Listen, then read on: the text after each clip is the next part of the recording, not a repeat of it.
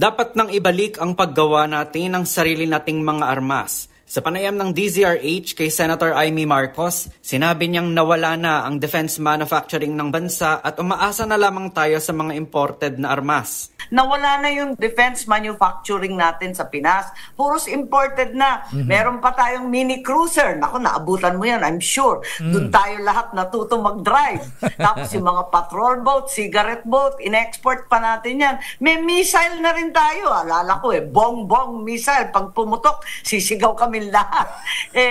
Ngayon, wala na yun lahat. Yun ang nakaka-nervyos. Naglilimos na lang tayo ng second hand, ng mga bulok.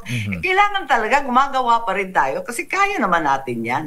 Yan ang pahayag ng Senadora kaugnay ng ulat mula sa Commission on Audit na mababa ang produksyon ng mga armas sa bansa noong nakaraang taon sa kabila ng mas mataas na pondong inilaan para dito.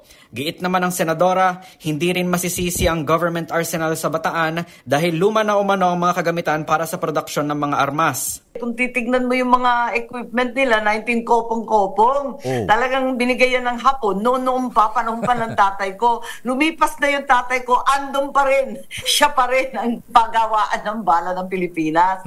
Kaya hindi mo rin masisisi siguro yung National Arsenal. Hindi naman sila makapagbili at mag-level up ng kanilang equipment ng basta-basta. Kaya lang, disappointed kami. Nag-times 5 na yung budget. Hindi naman nag-times 5 yung output. Dahil yun siguro lang talaga ang kinakaya ng mga lumang equipment. Dahil dito, muling iginiit ni Senator Amy ang kanyang mensahe noong araw ng Kagitingan tungkol sa issue sa West Philippine Sea. So, ang akin, huwag tayo masyadong tapang-tapangan na wala naman palang balang dadalhin. Kasi hindi pa sapat yung bala, hindi pa sapat sa PNP at AFP natin dito lang sa Pilipinas. Susugod-sugod tayo dyan sa West Philippine Sea. Tinutulak natin ang sundalo na walang dalang armas, kawawa naman.